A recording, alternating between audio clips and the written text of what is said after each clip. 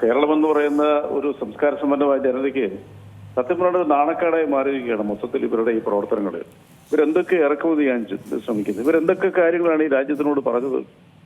പിന്നെ ചാണകത്തിൽ നിന്ന് പ്ലൂട്ടോണിയം ഉണ്ടാക്കാം, പിന്നെ അതുപോലെ ഗോമൂത്രം രോഗം മാറ്റിത്തരും, രാവണനാണ് വിമാനം പറത്തിയത് ആദ്യം, ഇങ്ങനെയൊക്കെ പറഞ്ഞ് നമ്മുടെ പിന്നെന്താ പറയാ ഗോത്രകാലം എന്ന് പറഞ്ഞാൽ അവർക്ക് തന്നെ നാണക്കേടായിരിക്കും. നമ്മളെ പുറകോട്ട് തള്ളിക്കൊണ്ട് പോകാൻ വേണ്ടി നടത്തുന്ന ഈ ശ്രമം സത്യത്തിൽ അപരിഷ്കൃതമാണ്, അപമാനമാണ്. ഇപ്പൊ ഈ ജാനകി ബി എന്ന് പറയുന്ന വിവാദം, അതുപോലെ ഭാരതാംബ, ഇപ്പോൾ വന്നിരിക്കുന്ന ഈ പാദപൂജ, ഇതൊക്കെ വാസംബരാണെന്നുണ്ടെങ്കിൽ ഇവരെ എങ്ങനെ പറഞ്ഞ് മനസ്സിലാക്കും എന്നുള്ളതാണ്. ഈ രീതിയിൽ ചിന്തിക്കുന്ന മനുഷ്യരെ നമുക്ക് ബോധവൽക്കരിക്കാൻ പറ്റും, അത് പറ്റത്തില്ല. ഇപ്പൊ ഒരു കേരളത്തിന്റെ ഗവർണർ അദ്ദേഹം ഏതെല്ലാം രീതിയിലാണ് അദ്ദേഹം ഇവിടെ ഈ ഇത്തരം എന്താ പറയാ ഈ എന്താ നമുക്ക് അതിനെക്കുറിച്ച് എങ്ങനെയാണ് വിവരിക്കാൻ അറിയത്തില്ല. അദ്ദേഹത്തിന്റെ മനസ്സെന്താണെന്ന് എനിക്ക് പിടികിട്ടുന്നില്ല. കാരണം ഇങ്ങനെയുള്ള വിഭാഗക്കാര് അടിഞ്ഞുകൂടിയിരിക്കുന്ന ഒരു പ്രസ്ഥാനത്തിന്റെ പ്രതിനിധിയാണ് അദ്ദേഹം എന്നുള്ളതാണ് നമ്മുടെ ഒരു നാണക്കേടെന്ന് പറയുന്നത്. ഇപ്പൊ അദ്ദേഹം പറഞ്ഞ നമ്മുടെ കേരളത്തിന്റെ സംസ്കാര ഭാഗമാണ് പാദപൂജ എന്ന് പറയുന്നത്. എന്താണ് ഈ ബഹുമാനപ്പെട്ട ഗവർണർ വിചാരിച്ചുകൊണ്ടിരിക്കുന്നത്? കുട്ടികളെ പഠിപ്പിച്ച അധ്യാപകരുടെ കാൽക്കൽ വന്ന് വെള്ളം ഒഴിച്ച് കഴുകി അത് പൂജ നടപ്പിക്കുക, ഇതൊക്കെ സത്യം പറയുകയാണെന്നുണ്ടെങ്കിൽ ലജ്ജ തോന്നുന്നു. തന്നെയുമല്ല, കേരളത്തിനെ സംബന്ധിച്ചോളം ഇത്തരം പാദപൂജയ്ക്ക് വിധേയരായി അവിടെ ഇരുന്നു കൊടുക്കുന്ന അധ്യാപകരുണ്ടെന്നുള്ളതാണ് ഏറ്റവും വലിയ നാണക്കേട്. എനിക്ക് തോന്നുന്നു വിവേകാനന്ദ സ്കൂളുകളിലാണ് ഇത് കൂടുതൽ അരങ്ങേറിക്കൊണ്ടിരിക്കുന്നത്, കാസർഗോഡും കണ്ണൂരും. അപ്പൊ ഇവര് നമ്മളെ പുറകോട്ട് സഞ്ചരിപ്പിക്കുകയാണ്. നാളുകളിൽ ഇവർ ഇനി കാളവണ്ടിയിലാണ് ആദ്യത്തെ വാഹനം വലിച്ചുകൊണ്ട് പോകുന്നതായിരുന്നു. ചക്രം കണ്ടുപിടിക്കുന്നതിന് മുമ്പ് നമ്മൾ വലിയ രീതിയിലുള്ള യാത്രാ സൗകര്യങ്ങൾ ഉണ്ടായിരുന്നു. വീല് പോലും കണ്ടുപിടിച്ച് തെറ്റായിപ്പോയി എന്ന് പറഞ്ഞവർ വരും. അതിൽ യാതൊരു തർക്കമില്ല കാര്യത്തിൽ. കാരണം നമ്മളെ ഒരു ഇരുണ്ട യുഗത്തിലേക്ക് ഒരു തള്ളി വീഴ്ചച്ചുകൊണ്ടിരിക്കുകയാണ്. അവരുടെ ലക്ഷ്യമെന്ന് പറയുന്നത് മറ്റൊന്നുമല്ല.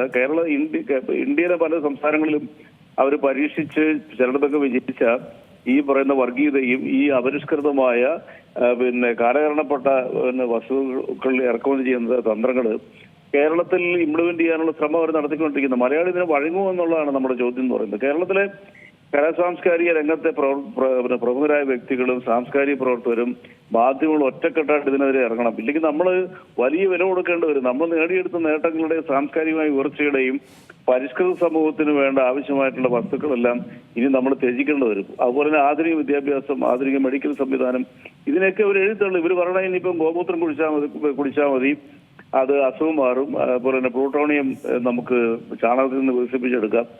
അതുപോലെ തന്നെ കോവിഡിനെ വന്നപ്പോൾ അവർ പറഞ്ഞില്ലേ, കോവിഡിനെ അകറ്റാൻ പാത്രം കൊട്ടിയാൽ എന്ന് പറഞ്ഞ വിഭാഗമല്ലേ ഇവര്. എന്നിട്ട് 10,000-കണക്കിന് ആളുകളുടെ ജീവന് ബലിയർപ്പിക്കണമെന്നില്ലേ. അവിടെ നമ്മൾ പിടിച്ചു നിന്ന കേരളം മാത്രമേ ഉള്ളൂ. അപ്പോൾ ആ കേരളത്തിനെ അവരുടെ വരുതിയിലാക്കാൻ വേണ്ടിയിട്ടാണ് ഈ അപരിഷ്കൃതത്തിനേക്കാളും വൃത്തികെട്ട വാക്കുകളാണ് നമ്മൾ ഉപയോഗിക്കേണ്ടത്. അവർ ശ്രമിച്ചുകൊണ്ടിരിക്കുന്നത് എന്തൊരു നാണക്കേട്, ലജ്ജ തോന്നുന്നു. ഇതിനെ പിന്തുണയ്ക്കുന്ന ഒരു വിഭാഗം ഉണ്ടെന്നുള്ളതാണ് നമ്മളെ ഭയപ്പെടുത്തുന്നത്. ഒരു ചെറിയ വിഭാഗം ഇവർ പറയുന്ന അതേവിടെ അനുസരിച്ച് പ്രവർത്തിക്കുന്ന ആളുകളുണ്ട്. അവരെ തിരുത്താൻ പറ്റുമെന്ന് എനിക്ക് തോന്നുന്നില്ല. കാരണം അങ്ങനെയുള്ള മനുഷ്യരെ ഒരിക്കലും തിരുത്താൻ പറ്റത്തില്ല. ഇപ്പൊ ബഹുമാനപ്പെട്ട പ്രധാനമന്ത്രി നരേന്ദ്രമോദി കോവിഡ് കാലത്ത് പാത്രം കൊട്ടണം കൃത്യസമയം, കൊറോണ വൈറസ് പറന്നു പോകുമെന്ന് പറഞ്ഞപ്പോൾ അതനുസരിച്ച് കുറെ ആളുകളുണ്ട്. അതനുസരിച്ചുള്ള ആളാണ് നമ്മുടെ സുരേഷ് ഗോപി ഇന്ന് കേന്ദ്രമന്ത്രിയായിട്ടിരിക്കുന്ന ആള്. മോഹൻലാൽ അത് പ്രധാനമന്ത്രി പറഞ്ഞത് വളരെ കൃത്യമെന്നും പറയും. അദ്ദേഹവും സോഷ്യൽ മീഡിയയിലൊക്കെ അരങ്ങേറി. ഇപ്പൊ ഇങ്ങനെയുള്ളവരൊക്കെ ഉള്ള നാട്ടിൽ ജീവിക്കുന്നതിന് നാണക്കേടായിരുന്നു. എനിക്ക് തോന്നുന്നത് ഇതുകൊണ്ടായിരിക്കണം നമ്മുടെ പുതിയ തലമുറ ഈ നാട്ടിൽ നിന്ന് രക്ഷപ്പെട്ടു പോകുന്നത്. അവരിനി ഇങ്ങോട്ട് തിരിച്ചു വരണമെന്നൊരു ആഗ്രഹം പോലും അല്ലെ. മനോഹരമായ ഇത്രയ്ക്ക് സമ്പന്നമായ സംസ്കാര പാരമ്പര്യമുള്ള ഒരു നാട്ടിൽ നിന്നും ഇതിന്റെ 7 ഇലക്കത്ത് പോലും പറ്റാത്ത പല രാജ്യങ്ങളിലേക്കും, പാശ്ചാത്യനാടുകൾ മോശമാണെന്നല്ലേ ഞാൻ പറഞ്ഞു. ഞാൻ ഏറ്റവും കൂടുതൽ ഇഷ്ടപ്പെടുന്ന പാശ്ചാത്യനാടുകളാണ്.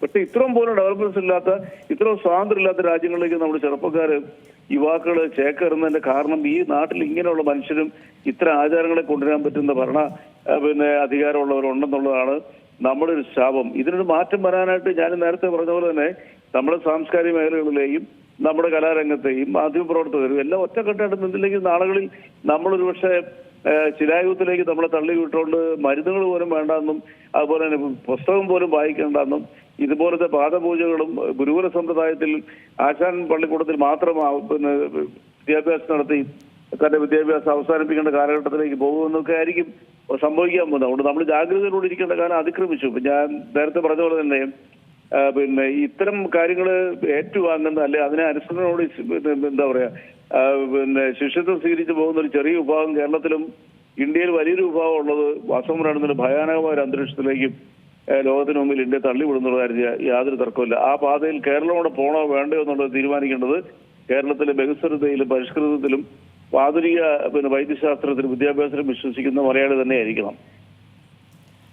അതുപോലെ തന്നെ ഈയൊരു കേരള സമൂഹം ഉയർത്തിപ്പിടിക്കുന്ന ഒരു മതനിരപേക്ഷതയുണ്ട്, അതിനെ തകർക്കുന്നതാണ് ഈ പാദപൂജ എന്ന് നമുക്ക് പറയേണ്ടി വരും. അതുപോലെ തന്നെ ഈ ഒരു പാദപൂജയെ ഒരുപക്ഷെ ഈ സ്കൂളുകളിൽ ഈ ജാതിക്കും മതത്തിനും അതീതമായൊക്കെ പഠിപ്പിക്കുന്ന ഈ സ്കൂളുകളിൽ ഇത്തരം കാര്യങ്ങൾ കൂടെ ആവർത്തിക്കുമ്പോൾ ഈ അധ്യാപകരുടെ മനോഭാവം കൂടെ നമുക്ക് മനസ്സിലാവാതെ പോവുകയാണ്. ഈ പഠിപ്പിക്കുന്നതൊന്ന്, എന്നാൽ വിദ്യാർത്ഥികളെ കൊണ്ട് ചെയ്യിപ്പിക്കുന്നത് മറ്റൊന്ന് എന്നുള്ളൊരു തലത്തിലേക്ക് കാര്യങ്ങൾ മാറുകയല്ലേ?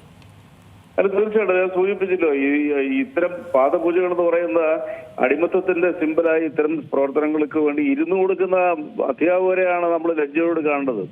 അവരത് എങ്ങനെയാണ് അതിനുള്ള തയ്യാറെടുപ്പ് നടത്തുന്നുള്ള കാര്യത്തിലല്ലേ അതിനവർ തയ്യാറാകുന്നു എന്നത് എന്നെ ഭയപ്പെടുത്തുകയാണ്, നാണിപ്പിക്കുകയോട് ചെയ്യുന്നുണ്ട്. അധ്യാപകർ വിദ്യാർത്ഥികൾക്ക് വിദ്യ പകർന്നു കൊടുത്തത് തന്റെ കാല് പിടിച്ചിട്ട് വേണം എന്ന്, അല്ലെങ്കിൽ അത് നിങ്ങളിലേക്ക് എന്താ പറയുക സ്പ്രെഡ് ചെയ്യാനായിട്ട് ഇംപ്ലിമെന്റ് ചെയ്യാൻ ബുദ്ധിമുട്ടാണെന്ന് പറയുന്ന രീതിയിലല്ലേ അവരോട് ഇരുന്ന് കൊടുത്തിരിക്കുന്നത്. എത്ര ഭയാനകവും എത്ര ലജ്ജാകരവുമാണ്. ഒന്ന് ആലോചിച്ച് നോക്കൂ. നമ്മളെല്ലാം അധ്യാപകരാൽ ശിഷ്യത്വം നേടി പഠിച്ച് അവരുടെ പകർന്നു നൽകുന്ന വിദ്യയിലൂടെയാണ് അത്യാവശ്യം എന്തെങ്കിലും ഈ ഭൂമിയെക്കുറിച്ചോ അല്ലെങ്കിൽ നമ്മുടെ സംസ്കാരങ്ങൾ ഉയർത്തുന്നതിനെ കുറിച്ച് നമ്മൾ ആലോചിക്കുകയും അത് ഫലപ്രദമായി ജീവിതത്തിൽ നടപ്പാക്കുകയും ചെയ്തത്. ഇതേപോലെ തന്നെയുള്ള അധ്യാപകർ നീ എന്റെ കാല് പിടിക്കണം, എന്റെ കാല് പിടിച്ച് പൂജ ചെയ്യണം എന്നൊക്കെ പറയുമായിരുന്നെങ്കിൽ നമ്മൾ ഏതവസ്ഥയിൽ നമ്മളെപ്പോലുള്ളവർ എത്തിയനെ. അതും ഒരു ചിന്തിക്കേണ്ട വിഷയമൊന്നുമില്ല. മഹാഭാഗ്യം എന്ന് പറഞ്ഞാൽ മതി. അങ്ങനത്തെ ഇവര് ഉയർത്തിവിടുന്ന കാലഘട്ടത്തിലൂടെ ഇത്തരം ആശയങ്ങളിലൂടെ കേരളത്തിലെ ജനങ്ങൾ ജീവിക്കാൻ അവസരം കിട്ടാവുന്നത് കേരളത്തിന്റെ ഒരു വലിയ സമ്പന്നതയാണ്. ആ സമ്പന്നതയെ മുടിക്കാനായിട്ടാണ് ഇവരിപ്പം ഈ രീതിയിലുള്ള പാദപൂജയൊക്കെ ആയിട്ട് വന്നിരിക്കുന്നത്. എനിക്ക് പറയാനുള്ളത്, കേരളത്തിലെ അധ്യാപകരിൽ ആരെങ്കിലും ഈ രീതിയിൽ പ്രവർത്തിക്കുകയോ ഈ കുട്ടികളുടെ മുമ്പിൽ ഇരുന്നു കൊടുക്കുകയോ ചെയ്യുന്നുണ്ട് അത്ര വിദ്യാലയങ്ങളിൽ കുട്ടികളെ വിടരുത്. നമ്മുടെ കുട്ടികളെ അടിമത്തത്തിന്റെയും അപരിഷ്കൃതത്തിന്റെയും പാതകളിലൂടെ സഞ്ചരിച്ച് അവന്റെ ജീവിതം തന്നെ ഇത്തരം വർഗീയ വിഷലപരമായിട്ടുള്ള ജീവിതത്തിലേക്ക് നയിക്കാനായിട്ടുള്ള അവസരങ്ങൾ ഉണ്ടാക്കി കൊടുക്കരുത്. നാളുകളിലെ ഒരു നല്ല പൗരനെ കാഴ്ചവെക്കാതെ കണ്ട് ഈ അടിമ തൊഴിലും ഇതുപോലത്തെ വിധേയത്വത്തോടുകൂടിയുള്ള ആളുകളെ സൃഷ്ടിക്കുന്ന വിദ്യാലയങ്ങളിലേക്ക് കുട്ടികളെ വിടാതിരിക്കുക എന്നുള്ളതാണ് നമ്മുടെ സമൂഹം ജാഗ്രതയോടെ കാണേണ്ടത്. അല്ല എങ്കിൽ നമ്മൾ ചാതുർവർണ്ണ കാലത്തിനേക്കാളും മുമ്പോട്ടുള്ള ഒരു കാലത്തിലേക്ക് നമ്മളെ കൂപ്പുകൂത്തും.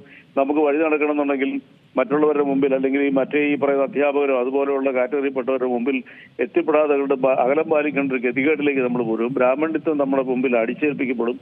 മറ്റു പല കാര്യങ്ങൾക്കും നമുക്ക് നികുതി കൊടുത്തു തന്നെ വായുവിന് പോലും നികുതി കൊടുക്കേണ്ട സാഹചര്യത്തിലേക്ക് വരും. അത് യാതൊരു സംശയമില്ല. ചാണകം അല്ലെങ്കിൽ മൂത്രം കുടിച്ചത് ജീവിക്കേണ്ട ഗതികേടിലേക്ക് മലയാളിയെ തള്ളിവിടും. അതിന്റെ ആ സാഹചര്യത്തിലേക്ക് പോകണോ ഇല്ലയോ എന്നുള്ളവരും നമ്മുടെ സമൂഹം തിരിച്ചറിയണം. അടിയന്തരമായിട്ട് തന്നെ ജനങ്ങൾ ഇത്തരം കാര്യങ്ങളിൽ അപബോധമുണ്ടാക്കി ഇത്തരം അധ്യാപകരെ ബഹിഷ്കരിക്കുക എന്നുള്ളതാണ് നമ്മൾ ചെയ്യേണ്ട ഏറ്റവും അടിയന്തര പ്രധാനമായ കാര്യമെന്നാണ് എനിക്ക് പറയാനുള്ളത്. അതുപോലെ തന്നെ നേരത്തെ നമ്മോടൊപ്പം ഷാബു പ്രസാദാണ് പ്രതികരിച്ചത്. അദ്ദേഹം പറഞ്ഞു വെച്ചതെന്ന് പറഞ്ഞാൽ, അതായത് ഈ കുറച്ചധികം ഈ അധ്യാപകർക്ക് നേരെ നടന്നിട്ടുള്ള കുറച്ചധികം വിദ്യാർത്ഥികളുടെ അതിക്രമങ്ങൾ അതാണ് അദ്ദേഹം പറഞ്ഞു വെച്ചത്. പക്ഷേ അതിൻ്റെ ഒന്നും ഒരു പരിഹാരമല്ലല്ലോ ഈ പാദപൂജ എന്ന് പറയുന്നത്. അതൊക്കെ വിദ്യാർത്ഥികൾക്ക് പറഞ്ഞു കൊടുക്കേണ്ട, അല്ലെങ്കിൽ വിദ്യാർത്ഥികൾ മനസ്സിലാക്കേണ്ട, ഇന്നത്തെ സമൂഹത്തിൽ നിന്ന് മനസ്സിലാക്കിയെടുക്കേണ്ട കാര്യങ്ങളാണ്. ആരെയും ഉപദ്രവിക്കാൻ പാടില്ല എന്നുള്ളത് വിദ്യാർത്ഥികൾ സ്വാഭാവികമായി മനസ്സിലാക്കേണ്ട കാര്യമാണ്. അതിനൊരിക്കലും പാദപൂജയല്ലല്ലോ അതിനൊരു ഉദാഹരണം, അല്ലെങ്കിൽ അതിനൊരു മാതൃക. അദ്ദേഹം അത് പറഞ്ഞാൽ എനിക്ക് അർത്ഥമില്ല. ആ രീതിയിലുള്ള പ്രവൃത്തി ചെയ്യുന്നവരെ പിന്തുണയ്ക്കുന്നവരിൽ നിന്ന് ഇത്തരം മറുപടി കിട്ടത്തുള്ളൂ. അധ്യാപകരും കുട്ടികളും തമ്മിൽ എന്തെങ്കിലും പ്രശ്നങ്ങൾ ഉണ്ടാവുമോ, അവരെ തെറ്റിരിക്കുകയോ ചെയ്യുന്നുണ്ടെങ്കിൽ തീവ്രമായി നേരിടാനുള്ള എല്ലാ നിയമ സംവിധാനമുള്ള നാടല്ലേ ഇവിടെ. അതിന് കാല് പിടിപ്പിക്കുകയും കാലെ പൂജ വെപ്പിക്കുകയാണ് ചെയ്യേണ്ടത്. ഞാൻ പറഞ്ഞില്ലേ, ഇതാണ് ഞാൻ നേരത്തെ സൂചിപ്പിച്ചത്. ഇപ്പൊ അദ്ദേഹം പറഞ്ഞത് അതുകൊണ്ടാണ് പാദപൂജ നടത്തിയെന്ന് പറഞ്ഞത് തന്നെ സംസ്കാര ശൂന്യതയുടെ ഏറ്റവും അങ്ങേയറ്റമല്ലേ. കുട്ടികളെ കൊണ്ട് പാദപൂജ നടത്തിക്കണം, അത് കുട്ടികളുമായിട്ടുള്ള അകൽച്ചയുടെ കുട്ടികളുമായിട്ടുള്ള പ്രശ്നത്തിന്റെ പരിഹാരമാർക്കാന്ന് പറഞ്ഞാൽ ഇവിടെ നിയമത്തിനും എന്താ വിലയുള്ളത്? അപ്പൊ ഇവരുടെ അടിമത്തം സ്വീകരിച്ചവർക്ക് ഒരു ഇത്തരം മറുപടി പറയാൻ പറ്റത്തുള്ളൂ. അതിൽ കൂടുതൽ നമ്മൾ പ്രതീക്ഷിക്കേണ്ട, ഇതിലപ്പുറമായ കാര്യങ്ങൾ പറയേണ്ടവർ വീട്ടിൽ പോയി അധ്യാപകന്റെ വീട്ടിൽ പോയി പാചകം ചെയ്യുക, അവന്റെ വീട് കഴുകി കൊടുക്കുകയും അവന്റെ കുടുംബത്തിന്റെയും വസ്ത്രങ്ങളെല്ലാം കഴുകി കൊടുത്ത് അവിടെ അടിമയായിട്ട് ജീവിക്കണം. അതാണ് യഥാർത്ഥ അധ്യാപക അല്ലെങ്കിൽ വിദ്യാർത്ഥി കൺസെപ്റ്റിന്റെ ഏറ്റവും വലിയ എന്താ പറയാ പൂജനീയമായ സാഹചര്യം എന്നൊക്കെ അവരിനി അതൊക്കെ പറഞ്ഞുകൊണ്ട് വരും. ആ കാലഘട്ടങ്ങളിലേക്ക് കൊണ്ടുപോകാൻ വേണ്ടിയിട്ടാണ് അവർ നമ്മളെ ശ്രമിച്ചുകൊണ്ടിരിക്കുന്നത്. ഇവരിൽ നിന്ന് ഇതിൽ കൂടുതലും ഇതിലപ്പുറവും നമ്മൾ പ്രതീക്ഷിക്കണം. ഒരു സംസ്കാര ശൂന്യമായ ഇത്തരം മറുപടികൾ സ്വാതന്ത്ര്യത്തിന്റെയും വിദ്യാഭ്യാസത്തിലൂടെ നമ്മൾ നേടിയെടുത്ത നമ്മുടെ ആർജവത്വത്തെയും വെല്ലുവിളിക്കുന്ന ഇത്തരം വർത്തമാനങ്ങൾ തന്നെ നമ്മളെ നാണം കെടുത്തുന്നു. അതുകൊണ്ട് അതിൽ കൂടുതലൊരു മറുപടി അവർ അർഹിക്കുന്നില്ല. ഏറ്റവും പുതിയ വാർത്തകളും വിശേഷങ്ങളും വിരൽ തുമ്പിലറിയാൻ സീ മലയാളം ന്യൂസ് എല്ലാ ഡിജിറ്റൽ പ്ലാറ്റ്ഫോമുകളിലും ലഭ്യം.